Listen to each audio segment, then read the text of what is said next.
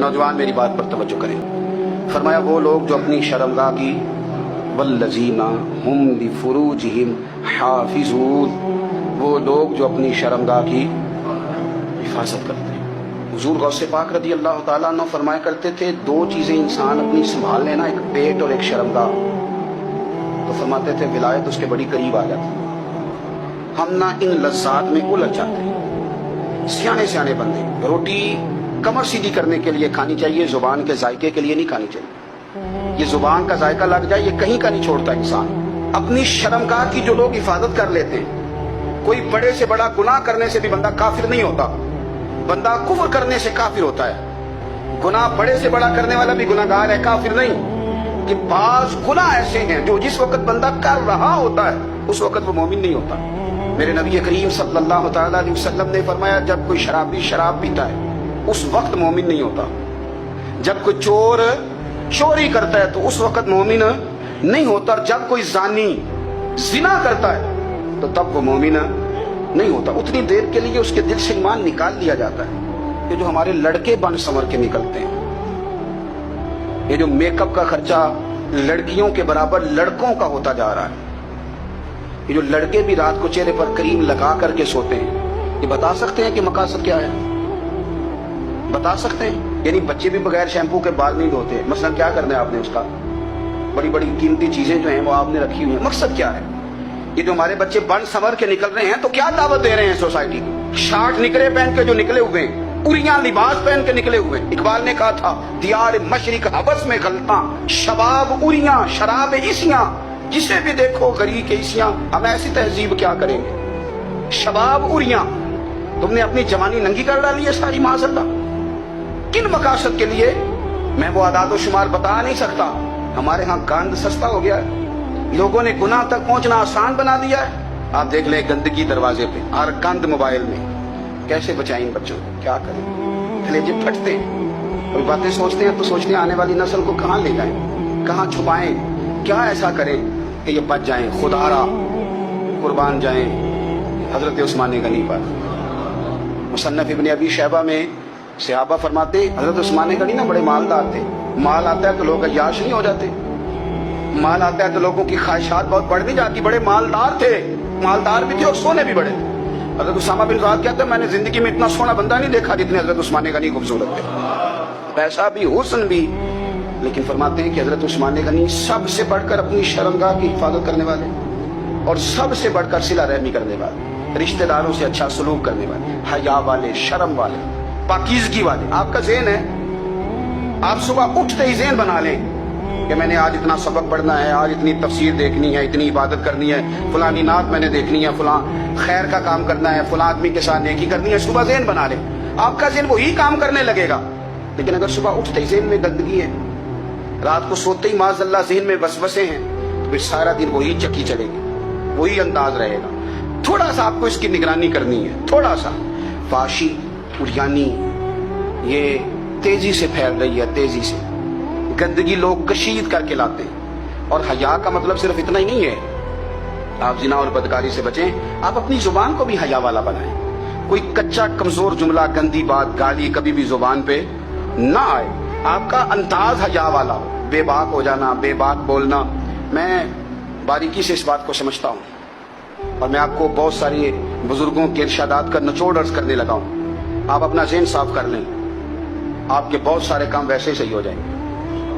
क्योंकि हमारे दीन के अंदर ज्यादा अजर नीयतों और इरादों पे मिलता है। आपके जो अंदर की पाकीज़गी है वो बहुत सारा फजल आती है अल्लाह का। और अगर दिल ही ना पाक हो, ज़हन ही ना पाक हो, तो वो खैर की चीजें किस तरह करके दाखिल होंगी? अपनी शर्मगाह की कुर्बान जाएं। नौजवानों जरा गौर करना, मेरे नबी करीम सल्लल्लाहु ताला अलैहि वसल्लम के बारे में हजरत आयशा सिद्दीका फरमाती हैं कि अरब की कवारी लड़कियां बड़ी हया वाली होती थी, लेकिन अल्लाह के प्यारे रसूल सल्लल्लाहु अलैहि वसल्लम अरब की कवारी लड़कियों से भी बढ़कर हया वाले थे। ये हमारे बच्चे मजाक में हमें कई दफा कहते हैं शादी करा दो, शुगल में कह अब्बा को कह देते हैं, अब्बा मुंह पे आके कह देते हैं, कहते हैं ये बड़ा भाई मुसीबत बन गया, ये हटेगा तुम्हारी बारी आएगी।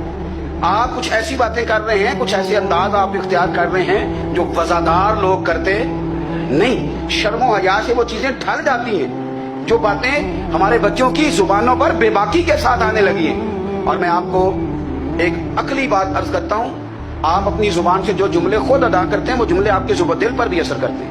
اگر آپ غلط بات بار بار کریں گے تو آپ کا دل بھی غلط بات کی طرف مائل ہو جائے گا.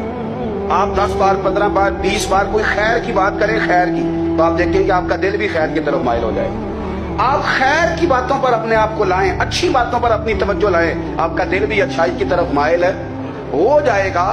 کفل کا ایک واقعہ ترمذی میں ملتا ہے. ایک شخص کفل نام کا تھا بنی اسرائیل میں. ایک عورت مجبور تھی, اس کے بچے بھوکے تھے, تو کفل نے اسے مائل کر لیا کہ تو میرے ساتھ گناہ کرے گی تو پھر میں تیرے بچوں کی روٹی تجھے دوں گا. تو وہ عورت پہلے تو بیچاری نہ مانی, لیکن بچوں کی بھوک دیکھ کے مجبور ہو گئی. جب کفل کے قریب گئی نا وہ عورت, اس نے دروازے سارے بند کر لیے. ترمذی شریف میں اس کا واقعہ موجود ہے. چاروں جانب سے بند ہو گیا سارا کچھ. لیکن جب وہ کفل کہتا ہے میں اس بی بی کے پاس جانے لگا تو عورت کا وجود کانپتا تھا. جس بندے کو گناہ کی طرف جاتے اس کی طبیعت میں ہیجان پیدا ہو تو مانا یہ ہے کہ ابھی ذہن پورا غلیظ نہیں ہوا, ابھی طبیعت پوری گندی نہیں ہوئی, ابھی ایمان کی بہت ساری قسمیں موجود ہیں, عورت کا وجود کانپتا ہے. تو کفل کہتے ہیں کہ میں نے اسے کہا کہ سارے دروازے بند ہیں, ڈرتی کیوں ہے؟ تو کہنے لگی ڈرتی اس لیے ہوں کہ سارے دروازے بند نہیں ہوتے, ایک دروازہ کھلا ہے اور وہ دروازہ رب قدیر کا دروازہ ہے, اسے کیسے بند کیا جا سکتا ہے؟ تو کہتے ہیں جب اس نے یہ لفظ کہے تو مجھ پر بھی بات کا اثر ہوا, مجھ پر. تو میں نے کہا کہ اگر تو عورت ہو کے رب سے اتنا ڈرتی ہے تو مجھے تو اس نے مرد بنایا ہے, تو مرد تو ہوتا ہی وہ ہے جو اپنے آپ پر کنٹرول کر سکے. تو اب نہ معاملہ آگے جائے گا, اب یہاں بات رکے گی نہیں, جا میں تجھے آزاد کرتا ہوں. عورت گئی, اس نے توبہ کی کفل نے, اور رات رو کے کہنے لگا مالک آج میں نے توبہ کی ہے تو میرے اوپر مہربانی کرنا, میری توبہ ٹوٹنے نہ پائے. رات اس نے توبہ کی, رات ہی انتقال ہو گیا. لوگوں کو پتا تھا بڑا بے حیا ہے, بد کردار ہے, گناہ گار ہے, شاید لوگ اس کا چہرہ دیکھنے بھی نہ جاتے, پر مالک کریم ہے نا. حضور فرماتے ہیں سویرے اس کے دروازے پہ لکھ دیا اللہ نے, لوگوں رب نے کفل کے سارے گناہ معاف کر دیے ہیں, اس کے دروازے پہ لکھ دیا گیا. جب آپ اپنی حفاظت کرنا چاہتے ہیں تو اللہ پھر اسباب بھی پیدا کر دیتا ہے. اپنی شرمگاہ کی, اپنی نظر کی آپ خوب حفاظت کریں. اور میں آپ کو ایک بات عرض کروں, ایک بندے کے باحیا ہو جانے سے نا, ایک بندے کے ٹھیک ہو جانے سے اس کے دائیں بائیں بے شمار لوگ ٹھیک ہو جاتے ہیں. نہ چاہتے ہوئے بھی آپ کی نیکی کا اثر آپ کے دوستوں پہ پڑتا ہے, نہ چاہتے ہوئے. اور ایک بندے کے بگڑ جانے سے اس کے دائیں بائیں بہت سارے لوگ بگڑ جاتے ہیں, بہت سارے لوگ بگڑ جاتے ہیں. آپ اگر اپنے لب و لہجے پر یہ پابندی لگا سکیں اور اپنے آپ کو اگر آپ سنبھال سکیں تو پھر یاد رکھیے گا بڑی ساری چیزیں بہتر ہو جائیں گی. کچھ چیزیں ایسی ہوتی ہیں جو ہم نا فراخ دلی سے بانٹتے ہیں, اور کچھ چیزیں ایسی ہوتی ہیں جو مجبور ہو کر ہم دیتے ہیں. کئی دفعہ ایسا ہوتا ہے کہ سامنے والا کچھ زیادہ تکلیف میں ہوتا ہے اور ہمارے پاس بھی وسعت نہیں ہوتی, لیکن زیادہ اجر اسی بندے کو ملتا ہے جو تھوڑی تکلیف برداشت کرے اور سامنے والے کی تکلیف کو دور کرے.